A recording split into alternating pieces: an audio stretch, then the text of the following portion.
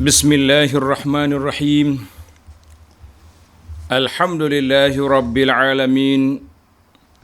Wassalatu wassalamu ala rasuli rabbil alamin.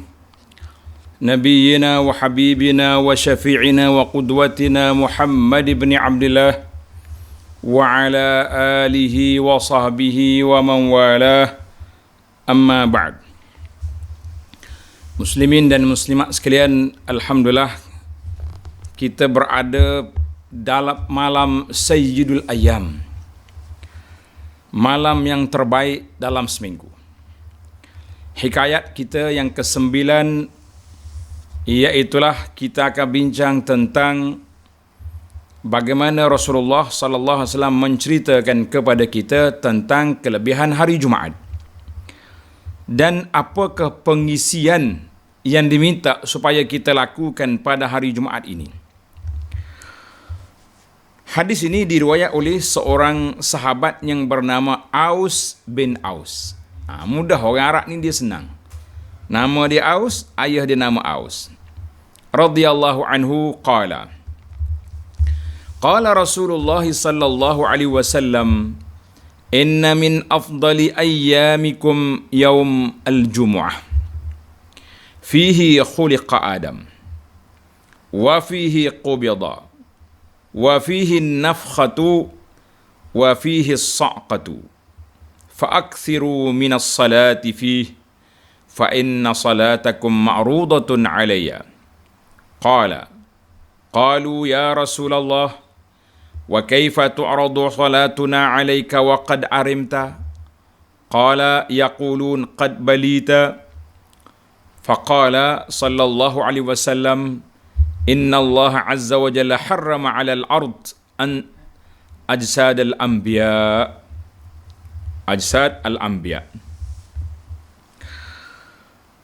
Hadis ini riwayat Abu Daud, Imam Ahmad dan lain-lain. Maka para jemaah sekalian, hadis yang kita baca ini hadis tentang kelebihan hari Jumaat dan juga kelebihan berselawat. Maka kempen kita sentiasa, setiap minggu kita kempen ingat Jumaat, ingat selawat. Jadi ana pilih tajuk ini sempena dengan malam yang bersejarah ini. Dan para jemaah yang mendengar ini, dengar aja nama Nabi, langsung selawat sallallahu alaihi wasallam. Allahumma salli wa sallim ala nabiyyina Muhammad.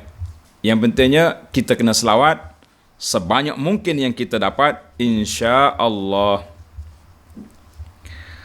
Baik, kita pergi kepada terjemahan satu-satu. Daripada Aus bin Aus. Aus bin Aus ini siapa dia? Dia kata sabda Nabi sallallahu alaihi wasallam, "Inna min afdali ayyamikum." Sesungguhnya setengah di antara sebaik-baik hari kamu iaitulah hari Jumaat. Hari Jumaat hari yang paling baik. Pada hari Jumaat diciptakan Adam. Pada hari Jumaat Nabi Adam qubid, mana diwafatkan. Pada hari Jumaat juga berlakunya kebangkitan semula, nafkhah. Pada hari Jumaat juga berlakunya sa'qah, mana hari yang tiup serunai, yang mati segala orang. Maknanya hari Jumaat ni hari Nabi Adam. Hari dia dijadikan, hari dia wafat, hari kita semua manusia semua akan mati. Dan hari Jumaat hari dibangkitkan semula. Maknanya kiamat itu berlaku pada hari Jumaat. Apa yang Nabi sebut kelebihan itu, iaitu hari Jumaat ini dikatakan hari Adam. Hari Adam. Maka Nabi memerintahkan kita setelah kita mendengar cerita itu, fa'aksiru alayya minas salati fih, maka hendaklah kamu memperbanyakkan ke atasku, berselawat ke atasku. Kita diminta supaya memperbanyakkan selawat ke atas Nabi sallallahu alaihi wasallam. Jadi kita banyak selawat. Selawat mana kita nak baca, nanti saya akan tunjuk beberapa riwayat lafaz-lafaz selawat yang warid, yang sahih daripada Nabi sallallahu alaihi wasallam, insya-Allah dalam risalah kita ini ada. Nabi kata, fa inna salatakum ma'rudatun alayya. Sesungguhnya selawat yang kamu ucap itu akan dibentang kepadaku. Automatik. Zaman kita ini kita kata online, live. Mana kita selawat sini dibentang kepada Nabi sallallahu alaihi wasallam. Sahabat-sahabat yang belum pernah dengar hadis ini bertanya. Qalu ya Rasulullah, wahai Rasulullah sallallahu alaihi wasallam, kaifa tu'radu salatuna alaik, bagaimana nak bentangkan selawat kami ni ke atas Nabi? Waqad arimta, sedangkan Nabi sudah hancur. Maksud dianya, kalau sudah mati, sudah wafat, jadi tanah. Sebab sahabat bertanya sedemikian, ini kebiasaan manusia yang dikebumikan dalam tanah, dia akan hancur. Faqala, kata Nabi sallallahu alaihi wasallam, inna Allah azza wa jalla, sesungguhnya Allah azza wa jalla harrama 'alal ard, mengharamkan ke atas bumi ajsadal anbiya, makan bumi, makan jasad para nabi. Artinya jasad para anbiya alaihi wassalatu wassalam tidak dimakan oleh bumi, kekal begitu, sebagaimana yang kita akan bincang nanti insya-Allah. Hadzal hadis sahih dikeluarkan oleh Abu Daud dan lain-lain ulama hadis.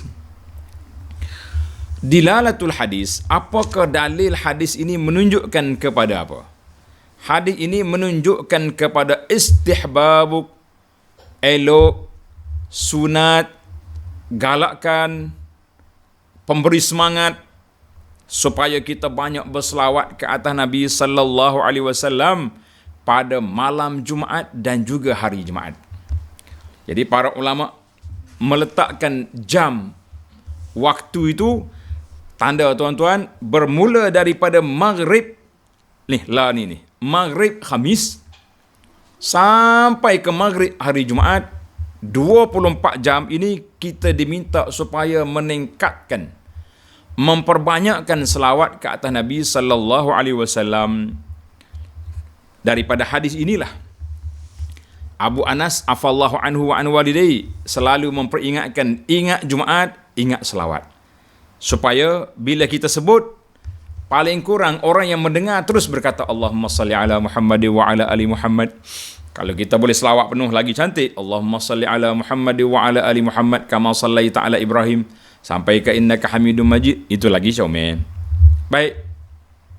10 perkara yang kita kutip daripada kisah ini.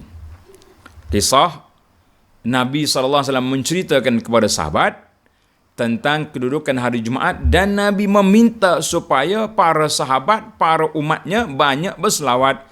Sebab selawat kita ini akan sampai ke Nabi sallallahu alaihi wasallam dengan cara yang Allah SWT anugerahkan. Kita panggil sekarang ni, mungkin orang dah dulu fikir macam mana lah nak pergi Madinah jauh. Zaman kita ini orang tak fikir langsung. Sebab dengan adanya alat-alat gadget kita ni, kita boleh bercakap dengan siapa saja di ujung dunia, di atas dunia ini. Yang kita tak boleh cakapnya orang sudah masuk, orang meninggal dunia je tak boleh cakap. Tak. Orang duduk atas dunia mana semua boleh cakap, kecuali orang yang telah meninggal dunia tak boleh cakap. Allahu Akbar. Yang pertama, sahabat Aus bin Aus Al-Thaqafi, sahabiyun, seorang sahabat tapi tidak begitu masyhur. Tidak macam Abu Hurairah, Abu Dzar, banyak lagi sahabat-sahabat lain yang masyhur kan. Dan riwayat hidup dia pun tidak banyak dinukilkan oleh para pengkaji, pengumpul nama-nama sahabat. Ibnu Abdul Barri telah menyebut dalam kitabnya Al-Isti'ab. Tuan-tuan kalau nak baca, nak mengenali nama sahabat, kita baca di antara kitab Ibnu Abdul Bar, nama dia Isti'ab. Satu lagi yang ditulis oleh Ibnu Hajar, Al-Isabah. Al-Isabah fi Tamyiz as-Sahabah. Ini di antara nama-nama kitab kan. Kalau nak yang ringkas, beli kitab dia Taqribut Tahzib, satu jilid besar ni, tapi ada banyak nama situ. Alhamdulillah. Allahu Akbar. Kata di Al-Imam Ibnu Hajar, anna ashabas sunan al-arba'ah rawaw lahu ahadits sahihah. Jadi Aus bin Aus ada beberapa riwayat dia yang terdapat dalam sunan kitab sunnah, kitab hadis. Yang 4. Baik, kita pergi kepada perkara yang kedua tentang terdapat banyak hadis-hadis, riwayat-riwayat yang menyebut tentang kelebihan hari Jumaat. Kelebihan hari Jumaat. Nabi SAW sebut, hadis-hadis khairu yaumin tala'at alaihi syams yaumul Jum'ah. Kan? Sebaik-baik hari yang terbit matahari padanya, hari Jumaat. Hadis ini rawahu Muslim. Inna min afdali ayyamikum, tadi yang kita dah sebut, sebaik-baik hari kamu itu hari Jumaat. Dan terdapatlah banyak kelebihan-kelebihan hari Jumaat itu. Maka hari Jumaat ini Allah Ta'ala pilih kepada umat Muhammad sallallahu alaihi wasallam, sebagaimana dalam hadis Nabi sallallahu alaihi wasallam, Nabi kata, hadis yang panjang yang menceritakan kita tentang adallallahu man qablana. Mana orang dulu Allah Ta'ala tidak tunjukkan supaya menjadikan hari Jumaat ni hari besar. Yahudi ambil hari Sabtu, Nasara ambil hari Ahad, kita ambil hari Jumaat, bermakna kita duduk di hadapan. Kita kata Alhamdulillah. Kan? Alhamdulillah. Jadi anda tak bacalah hadis-hadis tentang fadail Jumaat ini banyak.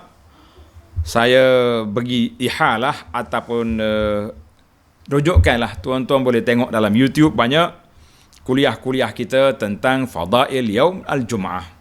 Di antaranya syarah yang anda sampaikan dalam syarah kepada kita Riyadhus Salihin. Tuan-tuan boleh tengok di sana, kita kata Alhamdulillah, hari Jumaat ini hari besar.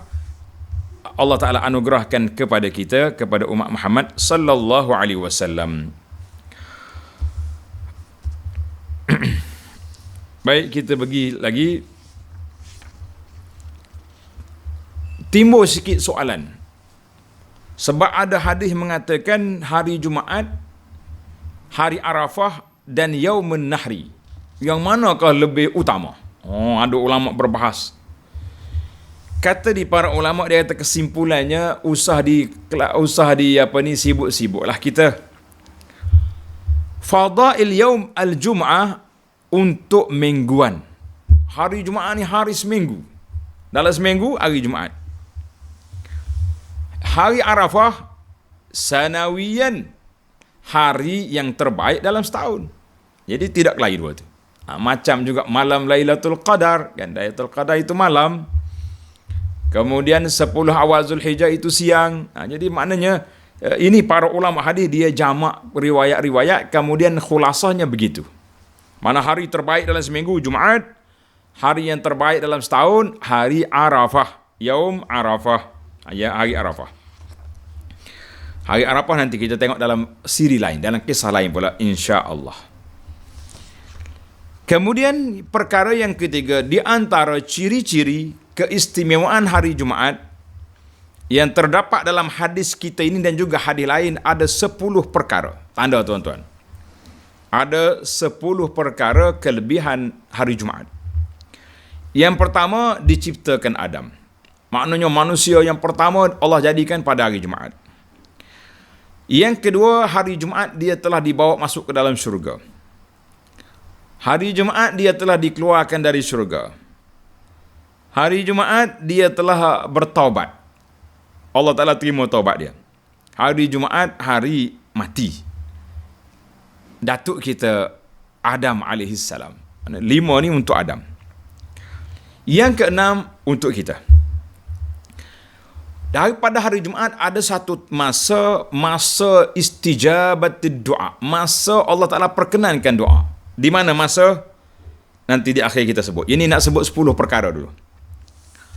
Yang ketujuh, binatang hayawan-hayawan pada hari Jumaat, pada malam Jumaat ini kebingungan.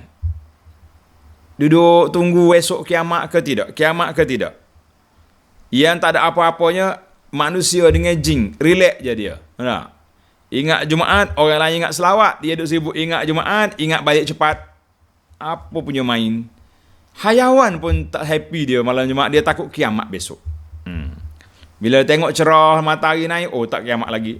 Matut semula dia. Yang ke-8, akan berlakunya tiupan serunai sangkakala, maknanya mati habis segala manusia ni, segala yang hidup ini, illa masya Allah, kecuali orang yang Allah Ta'ala kecualikan. Lain-lain itu mati belaka hari Jumaat. Yang ke-9, pada hari Jumaat juga tiupan sangkakala untuk menghidup balik semua makhluk. Yang ke-10, pada hari Jumaat juga akan berlakunya hari kiamat yang akan disempurnakan hisab kira-kira mereka. Itu 10 perkara ciri-ciri keistimewaan hari Jumaat. Kalau ada ustaz di kalangan kita yang nak baca, kita cari sebuah kitab yang ditulis oleh Al-Imam Suyuti, Al-Lum'ah fi Khasa'isil Jum'ah. Kan? Oh, dia ada. Makna kitab ni tentang kelebihan hari Jumaat. Dia kumpul semua. Hadis yang sahih, yang tak sahih pun ada belakang dalam tu. Tengok. Baik. Perkara yang keempat, Nabi sebut inna min afdali ayyamikum. Maknanya sebahagian daripada, setengah daripada hari yang terbaik, iaitu hari Jumaat. Ulama hadis kata dia tidak kata mutlak hari terbaik sebab di sana ada hari Arafah, kan? Dia sana ada hari Aidil Adha, dia ada di sana ada hari Aidil Fitri, ada lagi. Maknanya sebahagian daripada hari yang mempunyai kelebihan, hari yang mempunyai keistimewaan dalam Islam, Jumaat. Hari Jumaat ini sebahagian ulama meletakkan dia dengan nama title Idul Usbu', hari raya seminggu. Hari raya dalam seminggu duduk di mana? Duduk di hari Jumaat. Hari raya setahun 2 kali. Aidil Fitri, Aidil Adha. Hari raya lain tidak ada lagi Islam. Kita jangan buat ini perayaan itu ini. Islam hanya ada 2 saja perayaan. Kena ingat, jangan tambah-tambah perayaan lain, jangan. Kalau kita nak kata pesta, pesta lah. Kalau kata Eid, perayaan tak boleh. Maknanya Islam tu iktiraf 2 je perayaan. Yang kelima, dalam hadis ini Nabi SAW telah menceritakan kepada kita bahawa Allah Ta'ala tidak benarkan al-arda, bumi ini, memakan jasad para anbiya. Dan selawat yang kita ucap ini akan dibawa, dibentangkan kepada Nabi SAW. Maka disitulah kata ulama, al-muhaqqiquna minal ulama mengatakan Nabi kita SAW dan juga para anbiya yang lain hayyun fi qabrihi, hidup di alam barzakh, dalam kubur dia. Tapi bukan macam hidup kita biasa ni. Sebab itulah bila ada orang mendakwa Nabi kita keluar dari kubur, holo tangan, ajar tu ajar ni, jadi ramai ulama-ulama kita mempertikaikan macam mana orang pelik sangat kawan ni kan. Sebab kalau nak tengok makam Nabi SAW itu sudah dipagar dengan pagar semin, besi. Semin. Oleh Sayyidina Umar bin Abdul Aziz. Waktu Umar diperintahkan oleh Khalifah Marwan supaya membesarkan Masjid Nabi. Ketika itu orang Madinah minta supaya jangan diusik rumah Nabi dengan Aisyah itu yang menjadi makam Rasulullah SAW. Jangan usik. Biar begini, kita boleh pergi tengok. Tapi kata di Sayyidina Umar, dia kata apa boleh buat, aku hanya gubernur, amir, aku diperintahkan oleh khalifah. Dia tak boleh nak buat lah. Maka dia buatnya 5 penjuru. Yang dalam kitab sejarah Madinah ni saya tulis, kedudukan Raudah dipanggil 5 penjuru yang telah dibuat oleh Sayyidina Umar bin Abdul Aziz supaya, tengok ni. Ni gambar ni kan. Ni. 5 penjuru ni, ni dalam ni makam Nabi. Mana dia sudah buat dengan semin, 5 penjuru ni sudah buat dengan semin supaya orang tak boleh masuk. Tuan-tuan tengoklah dalam kitab kita ni ada insya-Allah. Gini kiblat depan kan. Maka yang kiblat ni dia buat 5 penjuru supaya kita macam tidak menghadap ke arah kiblat. Itu ijtihad daripada Sayyidina Umar bin Abdul Aziz. Artinya tak boleh masuk. Ada pemimpin kata dia masuk dalam kubur. Dia hanya masuk dalam pagar besi itu. Dia panggil maksurah. Dalam pagar besi, dia masuk dalam tu je. Nak masuk ke kubur, terus direct kubur Nabi tak sampai. Itulah yang kami belajar. Dan itulah yang telah ditahqiq oleh ulama-ulama Al-Madinah. Yang penting bagi kita je, Nabi kita dan para anbiya yang lain hidup dalam kubur mereka dengan kehidupan alam barzakh, bukan di alam biasa ini. Jadi kita kata Alhamdulillah, para pengkaji seluruh dunia mengatakan kubur yang betul-betul sahih makam Nabi SAW saja. Adapun kubur para anbiya yang lain, Allah Ta'ala tidak letakkan keyakinan, kesahihan di tempat itu. Dalilnya, seorang Nabi, 2-3 kubur ada. Itu yang pelik. Nabi Harun ada di Mesir, ada di tempat lain kita pergi juga. Nabi Zulkifli ada 2-3. Maknanya, Nabi-Nabi alaihimussalatu tu Allah Ta'ala sembunyikan kubur supaya tidak dijadikan tempat pemujaan dan sembahan dan sebagainya. Kita kata Alhamdulillah. Yang keenam, Nabi tidak dimakan oleh bumi jasad mereka. Para syuhada bagaimana pula? Maka para ulama Islam mengatakan bahawa para syuhada juga secara umumnya jasad mereka juga tidak diusik oleh bumi. Dalilnya Al-Quran surah Ali Imran 169. Allah firman, وَلَا تَحْسَبَنَّ الَّذِينَ قُتِلُوا فِي سَبِيلِ اللَّهِ أَمْوَاتًا بَلْ أَحْيَاءٌ عِندَ رَبِّهِمْ يُرْزَقُونَ. Kamu jangan sangka bahawa orang yang mati pada jalan Allah Ta'ala itu sebagai mati biasa.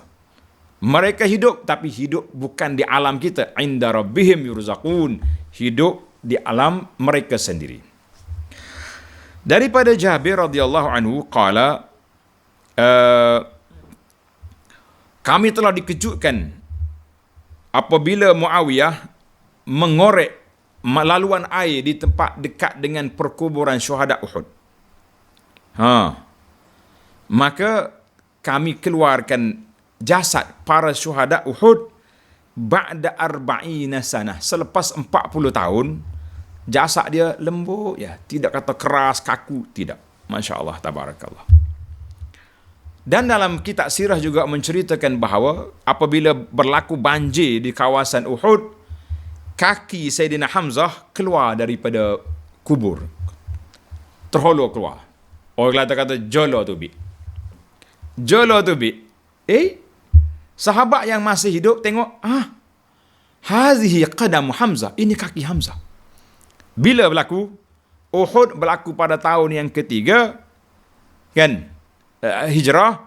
Banjir berlaku pada tahun 46. Maknanya sudah 43 tahun masih lagi jasad mereka kekal. Dan banyaklah cerita-cerita lain yang kita boleh dengar nanti. Maka kita mengatakan bahawa para syuhada ada di alam mereka sendiri, duduk dalam burung yang hijau berterbangan dia di bawah aras. Kita kata jazahumullahu khaira kepada para syuhada yang telah mati kerana mempertahankan agama Islam ini. Perkara yang ketujuh tentang selawat. Fa'aksiru minas salati alayya. Nabi SAW telah memerintahkan supaya kita memperbanyakkan selawat ke atas baginda. Bagaimana kita nak selawat? Allahu Akbar. Selawat itu maknanya selawat kata Nabi dengan mana kita berdoa, kita muji, kita sebut, kita ingat. Itu maknanya berselawat kata Nabi SAW. Cuma timbul lagi bagaimana Allah Ta'ala nak bawa, kan, bagaimana Allah Ta'ala nak sampaikan selawat kita tu, kaifa tu'radu alaika, bagaimana? Maka Nabi kata SAW, apa yang kita pelik, malaikat akan sampaikan kepada Nabi apa yang telah kita ucapkan di mana saja kita berada. Di mana kita berada, selawat. Allahumma salli ala Muhammad wa ala ali Muhammad kama sallaita ala Ibrahim wa ala ali Ibrahim. Maknanya selawat yang kita ni akan dibentangkan kepada Nabi secara automatik. Maka para jemaah sekalian, usahlah kita buat pelik-pelik. Bila nak selawat kena bergendang, kena melompat. Lah, selawat menunjukkan bahawa kita tu taat kepada Nabi. Kita berselawatlah dengan cara selawat yang telah ditunjukkan oleh para sahabat, para tabi'in, para imam-imam yang besar. Jangan kita tunjuk selawat gaya artis ataupun selawat yang berpusing-pusing mengikut artis di zaman dulu, zaman Parsi dan zaman lain-lain. Kita kata usah direka-reka di dalam ibadat kita kepada Allah Azza wa Jalla. Yang ke-8, kaifa nusalli. Soalan ini pernah ditanya oleh para sahabat kepada Nabi sallallahu alaihi wasallam. An Abi Mas'ud Al-Ansari radhiyallahu anhu qala, atana Rasulullah sallallahu alaihi wasallam, Nabi datang ketika itu kami sedang berada di majlis Sa'd bin Ubadah di Madinah, dekat Saqifah mungkin. Seorang sahabat bernama Bashir bin Sa'ad bertanya, "Ya Rasulullah, amarana Allahu an nusalli alaik." Allah perintahkan kami supaya berselawat ke atas Tuhan. Fa kaifa nusalli? Bagaimana nak selawat? Soalan ini menarik. Qala fasakata an-nabiy sallallahu alaihi wasallam, Nabi kita diam tak jawab. Hatta tamannaina annahu lam yas'al.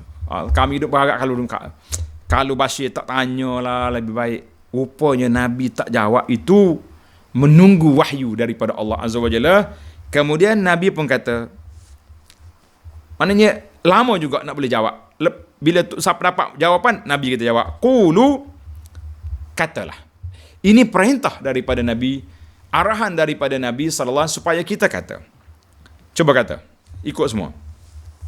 Allahumma salli ala Muhammad wa ala ali Muhammad kama sallaita ala ali Ibrahim wa barik ala Muhammad wa ala ali Muhammad kama barakta ala Ibrahim kama barakta ala ali Ibrahim fil alamin innaka Hamidum Majid. Nabi ajar.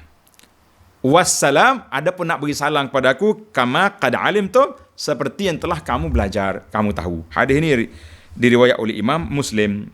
Jadi alhamdulillah para jemaah sekalian, saya telah kumpul dalam sebuah risalah. Tajuk risalah ni, ini kecil risalah dia. Fadilah dan cara selawat ke atas Nabi sallallahu alaihi wasallam dengan beberapa lafaz yang sahih yang diajar oleh Nabi sallallahu alaihi wasallam kepada para sahabat. Hadis yang pertama tadi hadis yang diriwayat oleh Abu Mas'ud Al-Ansari. Ada lagi hadis daripada Ka'ab bin Ujrah yang kita baca dalam tasyahud kita, Allahumma salli ala Muhammad wa ala ali Muhammad kama sallaita ala Ibrahim wa ala ali Ibrahim innaka Hamidum Majid. Allahumma barik ala Muhammad wa ala ali Muhammad kama barakta ala Ibrahim wa ala ali Ibrahim innaka Hamidum Majid. Dalam risalah ini ada 8 riwayat yang saya ambil daripada kitab para ulama yang telah mengumpulkan hadis-hadis yang sahih yang tentang selawat pada Nabi sallallahu alaihi wasallam. Namun begitu para ulama kata lafaz selawat ni tidak terikat dengan hak Nabi ajar saja, yang lain-lain pun boleh. Kita kata na'am dengan syarat jangan lafaz itu melampau ataupun ghulu terlampau sangat memuji Nabi sallallahu alaihi wasallam. Namun begitu seeloknya kita kekalkan dengan lafaz yang terbit daripada mulut Nabi. Sahabat mari tanya, ya Rasulullah, kaifa nusalli? Bagaimana selawat? Nabi kata, qulu, kata. Maka Al-Imamul Hafiz Ibnu Hajar, seorang ulama besar dalam bidang hadis, dia kata apa? Maka hasil daripada perbincangan ini, setelah kita kumpul hadis-hadis yang ditanya oleh para sahabat tentang lafaz selawat ini, menunjukkan bahawa itulah selawat yang terbaik, kerana Nabi SAW akan ajar kepada para sahabat yang terbaik dan itulah yang dipilih untuk dirinya. Tiba-tiba kita rasa macam tak puas hati, kita gireka sendiri, kita kata terpulanglah para jemaah sekalian. Jadi di antara lafaz eloknya kalau kita nak selawat pendek, biar ada selawat dan salam.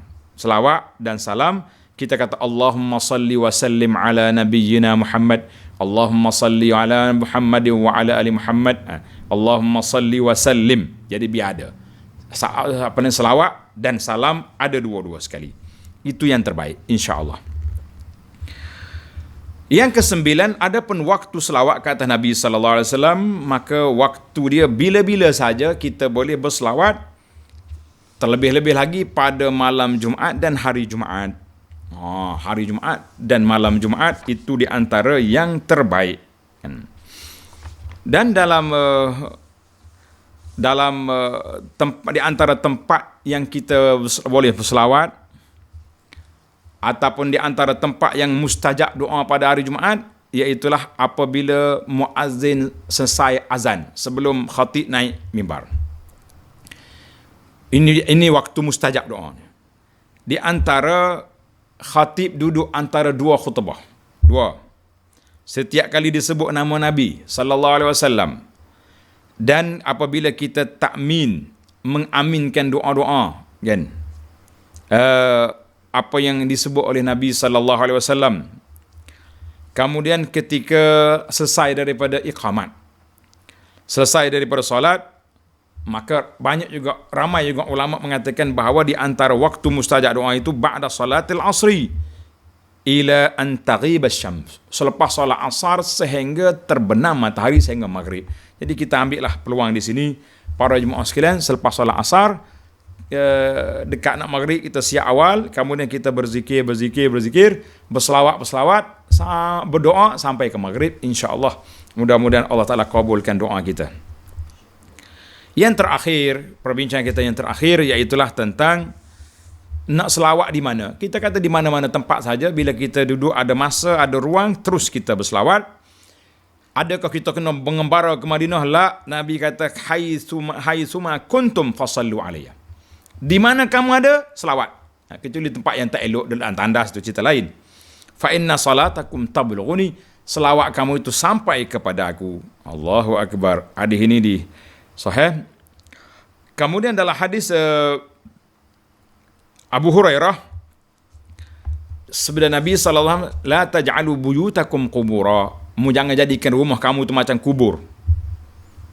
Tak ada solat, tak ada baca Quran, tak ada zikir, tak ada selawat situ. Sebab di kubur ni orang bukan tempat pergi beribadat situ, tempat pergi bertafakkur, memikir, pergi doa untuk si mati, kan. Nabi kata wala taj'alu qabri 'ida, jangan jadikan kubur aku tu sebagai perayaan, acara tetap pergi kubur. Wa sallu alayya fa inna salatakum tablughuni haitsu kuntum, selawatlah di mana saja kamu berada, kerana selawat itu akan sampai kepada aku di mana kamu berada. Hadis ini dikeluarkan oleh Abu Daud, Imam Ahmad dan lain-lain dengan sanad yang sahih. Cucu Nabi nama dia Ali Zainal Abidin, Ali ibn Husain, gelar dia Zainul Abidin. Dia tengok seorang ni hari-hari pergi kubur Nabi. Faqala ya hadha ma anta wa rajulun bil Andalus minhu illa sawa. Saudara, duduk Madinah, sahabat kita duduk di Andalusia, di Spanyol, sama aja. Bila mu selawat di rumahmu, dia selawat di dan kampung dia, saya kata duduk di Malaysia selawat, sama sampai kepada Nabi sallallahu alaihi wasallam. Sebab malaikat yang akan sampaikan itu. Maknanya artinya dia tak suka tengok orang yang terlalu taradud, hari-hari pergi. Boleh. Sebab itulah kata daripada ulama, kalau kita mari daripada luar, kita pergi ziarah hari-hari, tak apa, sebab kita duduk 5 hari, seminggu. Tapi kalau orang di mana dia pergilah beberapa hari sekali, ataupun bila ada kerinduan, dia pergi dekat makam Nabi sallallahu alaihi wasallam. Itu alhamdulillah kita mengatakan kita memperbanyakkan selawat ke atas Nabi sallallahu alaihi wasallam pada malam Jumaat dan juga hari Jumaat. Mudah-mudahan kita dapat syafaat Nabi sallallahu alaihi wasallam. Tamatlah 10 perkara. Cuma satu lagi saya selalu ulang kalimah, ingat Jumaat, ingat selawat, dan ingat Jumaat, ingat baca surah Al-Kahfi, kan. Jadi Al-Kahfi ni para ulama kata boleh kita mula baca surah Al-Kahfi malam Jumaat, dan boleh juga kita baca pada esoknya hari Jumaat. Kalau kita rasa besok kita sibuk, kita baca malam. Jadi kalau kita boleh jamak dua, malam baca, siang baca, lagi cantik. Allahu Akbar. Dia kata ustaz sekali pun nak dah, pilihlah mana-mana waktu yang sesuai, insya-Allah. Di antara hadis yang masyhur iaitu hadis Abu Sa'id Al-Khudri radhiyallahu anhu qala, man qara'a surat Al-Kahfi, siapa dia baca surah Al-Kahfi pada malam Jumaat, Allah Taala akan cerahkan hatinya, cahayakan dia di antara dia dengan Baitullahil Atiq, dengan Mekah. Jauh. Hadis ini rawahu Darimi. Dan hadis lain juga, man qara'a surat Al-Kahfi fi yaumil Jum'ah, Siapa dia baca surah Kahfi pada hari Jumaat, maka dicerahkan baginya cahaya. Mana cahaya hati dia tu insya-Allah ma bainal jum'ataini, di antara dua Jumaat. Kita baca minggu ni cerah sampai Jumaat depan. Jumaat depan dah padam, baca lagi. Insya-Allah. Jadi kita kembar dua lah. Ingat Jumaat, ingat selawat. Ingat Jumaat, ingat baca surah Al-Kahfi. Jadi hadis ini rawahul Hakim al-Baihaqi. Ibn Hajar dalam kitabnya Takhrijul Azkar mengatakan hadisun hasan, insya-Allah. Jadi setakat itulah para jemaah sekalian. Subhanakallahumma hamdika asyhadu an la ilaha illa anta astaghfiruka wa atubu ilaih. Wa sallallahu ala nabiyyina Muhammad wa ala alihi wa sahbihi ajma'in walhamdulillahi rabbil alamin.